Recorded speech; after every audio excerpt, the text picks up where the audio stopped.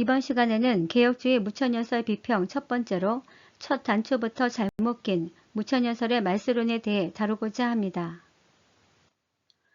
먼저 무천연설의 강의를 듣거나 책을 읽으실 때는 반드시 세 가지 의문을 품고 수용 여부를 결정해야 합니다. 첫 번째 질문은 재림을 실제로 믿는가입니다. 이 질문에 대해 무천연설 신학자나 목회자는 당연히 믿는다고 답할 것입니다. 두 번째 질문은 재림의 이정표는 계시되었는가입니다. 이 질문에도 대부분의 무천연설 신학자나 목회자는 당연히 계시되었다고 답할 것입니다. 그렇다면 세 번째 질문은 무천연설이 생각하는 재림의 이정표는 무엇인가입니다. 사실 이 질문에 대해 무천연설은 어떠한 해답도 제시하지 못합니다. 재림의 큰 사건이 계시되었다면 반드시 그 앞에 재림의 이정표가 있어야 합니다. 그렇기 때문에 재림의 이정표와 재림, 하나님 나라 성취는 재림에 관한 3종 세트이자 이것이 하나님의 방식과 원리입니다.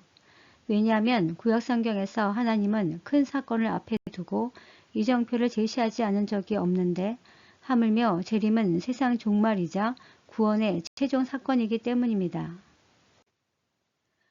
그렇다면 무천연설은 왜 재림의 이정표를 제시하지 못할까요? 바로 첫 단추인 말세론부터 잘못 끼웠기 때문입니다. 여기서 말세란 성경에서 끝날, 종말, 마지막 날 등 다양하게 표현됩니다. 먼저 전천연설의 말세론은 연기론 입장입니다. 즉 십자가 사건부터 재림의 이정표와 재림, 그리고 하나님 나라는 계속해서 연기되다가 마침내 재림이 실현된다는 견해입니다. 따라서 전천연설이 바라보는 요한계시록은 재림 직전부터 시작되기 때문에 요한계시록 자체가 재림의 이정표 역할을 하며 요한계시록의 사건들이 구체적이며 실체가 있습니다. 반면 무천연설은 전체론 입장입니다.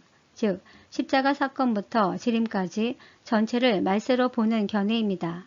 따라서 무천연설의 요한계시록은 십자가 사건 때부터 시작되기 때문에 2000년이 넘는 모든 기간이 재림의 이정표가 되어 사실상 그 기능이 상실됩니다. 그 결과 요한계시록의 주요 사건이 실제가 아닌 의미만 있는 상징적 사건으로 변질되다 보니 재림 직전에 나타나야 할 재림의 이정표가 모두 블랙아웃되고 있습니다.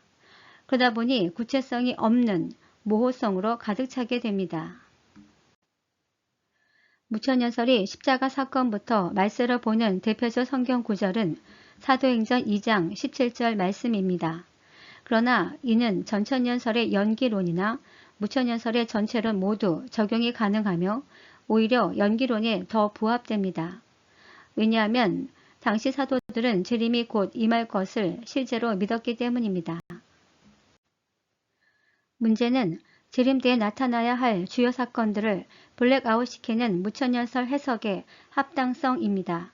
왜냐하면 재림은 하나님이 강제로 세상을 종료시키는 사건으로 이때 하나님과 사단, 교회와 적그리스도가 가장 극렬하게 부딪히는 시점이기 때문입니다. 따라서 재림 때 주요 사건이 집중될 것은 명확합니다. 예를 들어 모든 행사는 행사 직전에 가장 활발하게 움직이는 것과 같습니다. 이에 대한 예시로 천녀왕국 시점에 관한 무천연설 주장을 수용하면 십자가 사건 때 사단은 무적행에 갇힌 상태가 되고 재림 직전에 사단이 풀려나게 됩니다. 그렇다면 당연히 로마 박해 때 환란보다 재림 직전의 환란이 훨씬 클 수밖에 없습니다. 그런데도 무천연설은 재림 때 환란은 없다라고 주장하고 무엇보다 재림 직전 사단, 적그리스도 활동에 대해 어떤 설명도 하지 않고 있습니다. 왜냐하면 요한계시록의 모든 포커스를 초림 때 맞추는 상황적 모순을 연출하고 있기 때문입니다.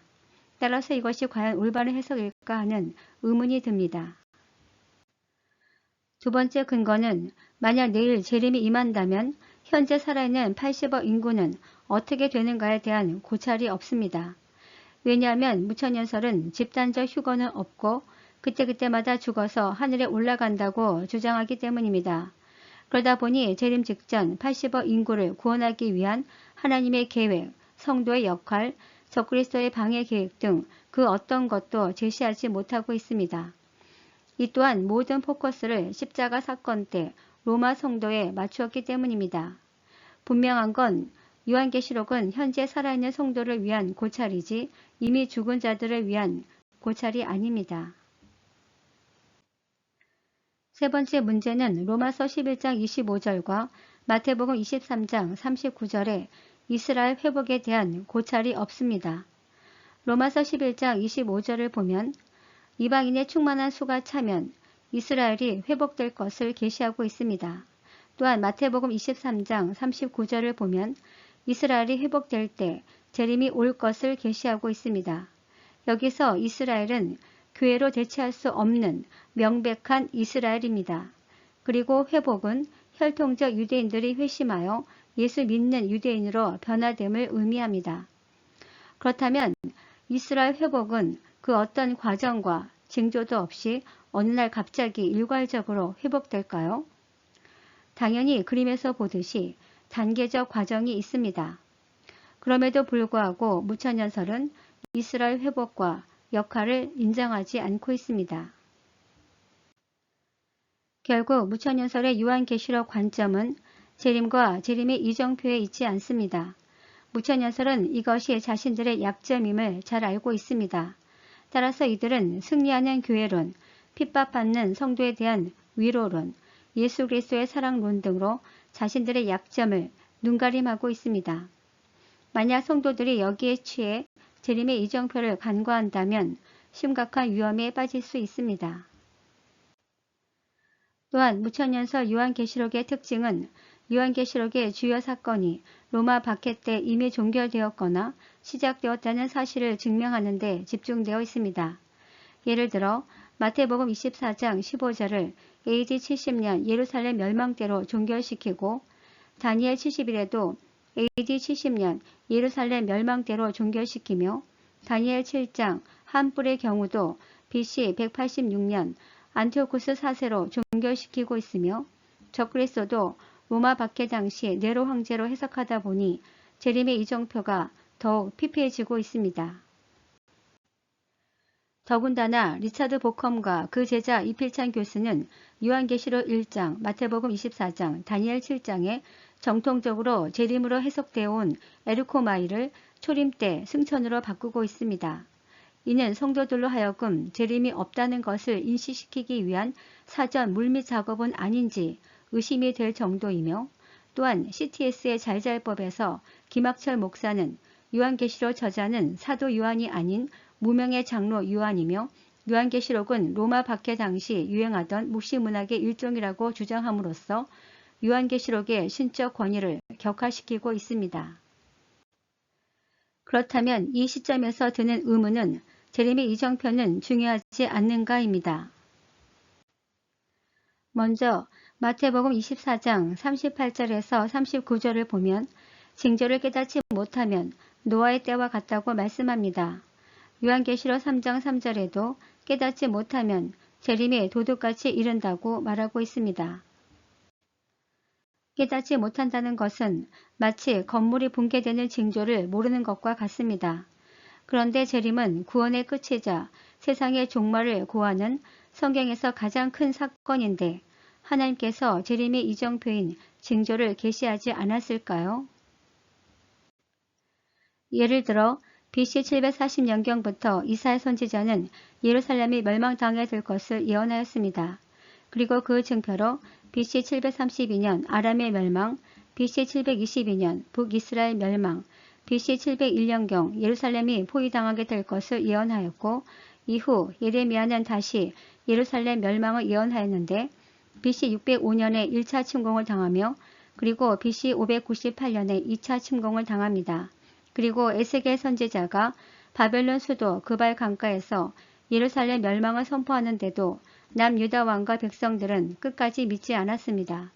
결국 BC 586년에 바벨론의 3차 침공 때 멸망당합니다. 결국 남유다 왕과 백성들은 예언이 성취되는 것을 보면서도 끝까지 거부했습니다. 심지어 바벨론이 1차, 2차 침공하는 것을 보면서도 믿지 않았습니다. 이는 마치 일곱인 일곱 나팔 심판이 전개되는 것을 보면서도 재림을 믿지 않는 것에 대한 예고편처럼 보입니다. 그렇다면 그 이유는 무엇일까요? 바로 남유다 왕과 백성 뒤에는 거짓 선지자가 있었기 때문입니다. 그들은 사무엘하 7장 10절 말씀을 근거로 하나님의 성전이 있는 예루살렘은 절대로 망하지 않는다고 속삭였습니다. 왕과 백성들은 심판당한다는 말보다 예루살렘이 영원하다는 말이 너무 듣기 좋았던 것입니다. 그런데 하나님이 직접 경고한 거짓 선지자들의 특징을 보면 그들은 늘 평안을 말하며 재앙이 임하지 않는다는 등 듣기 좋은 말로 미혹한다고 경고합니다. 이는 오늘날에도 동일하게 적용됩니다. 또한 무천연설은 과도한 예단과 거짓된 이정표들이 난무하기 때문에 전천연설을 신뢰할 수 없다고 비판합니다. 물론 과도한 예단은 문제가 있습니다. 그러나 가짜 다이아몬드가 많다고 진짜 다이아몬드가 없다는 주장은 잘못된 것입니다.